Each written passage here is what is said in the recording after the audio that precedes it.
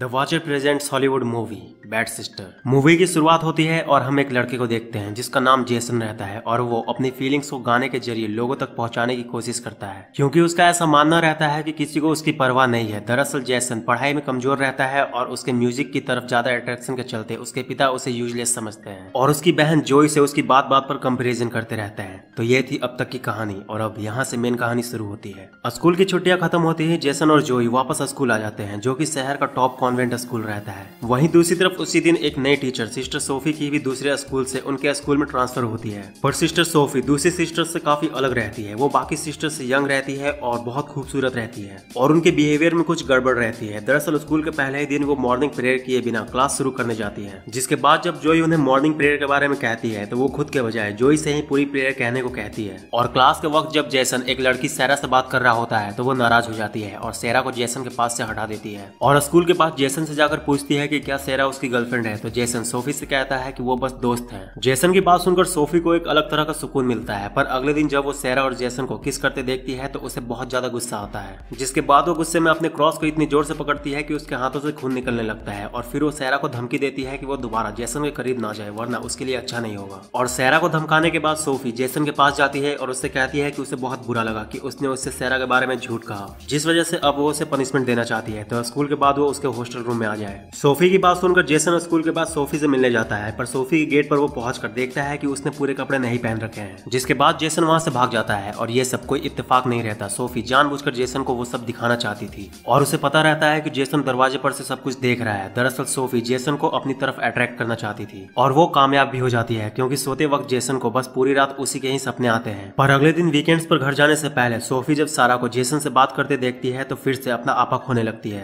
जिसके बाद Sophie school की प्रिंसिपल सिस्टर रिबेका से ये कहकर छुट्टी मांगती है कि उसकी आंट बहुत बीमार है तो वो उनसे हॉस्पिटल मिलने जाना चाहती है। और फिर सीधे रात होने पर जेसन के घर के बाहर अपनी कार पार्क करके बैठी रहती है और उसे गाते हुए सुनती रहती है। पर तभी उसे रियलाइज होता है कि वो सैरा के रहते जेसन के करीब नहीं जा सकती, जिसके बाद वो स्कूल खुलने पर सैरा की बुक में गांजा रख देती है। जिसके बाद जब सैरा क्लास के टाइम पर वो बुक लेकर आती है तो सोफी उसे पकड़ लेती है और ड्रग्स रखने के जुर्म में वो सैरा को सस्पेंड करवा देती है। पर सोफी का प्लान यही खत्म नहीं होता। वो जेसन के कमरे में भी अपनी शराब रख देती है और रूम चेक करवाने के बहाने उसे ही पकड़वा देती है। पर सोफी यहाँ एक गेम खेलती है। जब फादर मेसी और सिस्टर रेबेका जेसन को सस्पेंड करने का सोच रहे होते हैं तो सोफी उनसे जेसन को माफ करने को कहती है और उनसे कहती है कि आगे से वो उसका ध्यान रखेगी। और सोफी ये सब इसीलिए करती है ताकि जेसन उसे अच्छा समझे और वो जेसन को कंट्रोल कर सके। और यहाँ हमें सोफी की असलियत के बारे में भी पता चलता है कि वो कौन है, कहाँ से आई है और वो जेसन के पीछे इतनी पागल क्यों है। दरअसल सोफी का असली नाम लॉरा रहता है और वो बहुत अमीर और साइको टाइप की लड़की रहती है। और जब एक दिन वो इंटरनेट पर जेसन को गाते हुए सुनती है तो वो उसी पल से जेसन की दीवानी हो जाती है, जिसके बाद जेसन के करीब आने के लिए लॉरा असली सिस्टर सोफी को मारकर खुद उनकी जगह जेसन के स्कूल में आ जाती है। और अब जेसन का कंट्रोल अपने हाथों में लेने के बाद लॉरा जेसन को स्कूल में ही रोक लेती है जब सारे स्टूडेंट्स वीकेंड्स पर अपने घर जाते हैं। पर इन सब के बीच वो एक बात भूल जाती है कि जेसन की एक बहन भी है जिसे उसके हरकतों पर शक होने लगा है। पर जब उसे पता चलता है कि जोई उसके लिए मुसीबत बन सकती है तो वो जोई को भी अपने रास्ते से हटाने का डिसाइड करती है। पर इससे पहले वो जेसन के अकेले होने का फायदा उठाती है और हर वक्त उसे इतना सीड्यूस करती है कि एक वक्त के बाद जेसन खुद को रोक नहीं पाता, जिसका फायदा उठाकर लॉरा रात को उसके हॉस्टल रूम में चली जाती है और सेक्स करते वक्त अपना और जेसन का वीडियो बना लेती है। पर जेसन को ये बात पता नहीं रहती। इधर स्कूल खुलते ही लॉरा जोई को अपने रास्ते से हटाने का अपना अधूरा काम पूरा करने के लिए एक प्लान बनाती है। इसके लिए वो जानबूझकर जोई को स्कूल टेस्ट में कम मार्क्स देती है, जिससे जब जोई उदास हो जाती है तो लॉरा उससे कहती है कि वो उसे दूसरा मौका देना चाहती है, वो दोबारा टेस्ट दे सकती है। और इसके लिए वो जोई को स्कूल खत्म होने के बाद क्लास वापस आने को कहती है। और जैसे ही स्कूल खत्म होती है लॉरा जोई के आने से पहले क्वेश्चंस के आंसर वाले पेपर को फ्रंट में रख देती है, जिससे जब जोई क्लास में आती है तो उसके हाथ में वही पेपर लगती है। जिसके बाद लॉरा जोई को तुरंत चीटिंग करने के जुर्म में सिस्टर रिबेका के पास लेकर जाती है और उन्हें जोई को सस्पेंड करने को कहती है। पर इस बार लॉरा का प्लान यहाँ फेल हो जाता है। सिस्टर रिबेका जोई के ओवरऑल गुड परफॉर्मेंस के लिए उसे इतने छोटे बात पर सस्पेंड करने से मना कर देती है। पर लॉरा के इस हरकत से जोई काफी भड़क जाती है और सिस्टर रिबेका से अकेले में बात करते वक्त उनसे कहती है कि उसे सिस्टर सोफी कुछ ठीक नहीं लगती, यहाँ तक कि उसे लगता है कि सिस्टर सोफी को मॉर्निंग प्रेयर भी नहीं आती। जोई की बात सुनकर सिस्टर रिबेका को लगता है कि वो गुस्से में ये सब बोल रही है, जिस वजह से वो उसकी बातों को इग्नोर कर देती है। इसके बाद जब कुछ दिनों में वीकेंड्स फिर से आती है तो दूसरे स्कूल के बिशप इनके स्कूल में घूमने आते हैं और खास बात ये रहती है कि वो असली सोफी को अच्छे से जानते थे। पर इससे पहले लॉरा पकड़ी जाती वो उस बिशप को आता देख लेती है और सिस्टर रिबेका से ये कहकर वहां से भाग जाती है कि उसकी आंट की तबीयत और भी ज्यादा खराब हो गई है। दूसरी तरफ इस बार वीकेंड पर जेसन के साथ भी कुछ ठीक नहीं होता। जेसन की उसके डैड से इस बात पर बहस हो जाती है कि वो एक साल के लिए स्कूल छोड़कर अपने म्यूजिक पर ध्यान देना चाहता है, जिसके बाद अपने डैड से लड़कर जेसन सैरा के घर पार्टी में चला जाता है। पर जब सैरा उसे किस करने की कोशिश करती है तो उसके दिमाग में बस लॉरा की ही इमेज में जाती रहती है,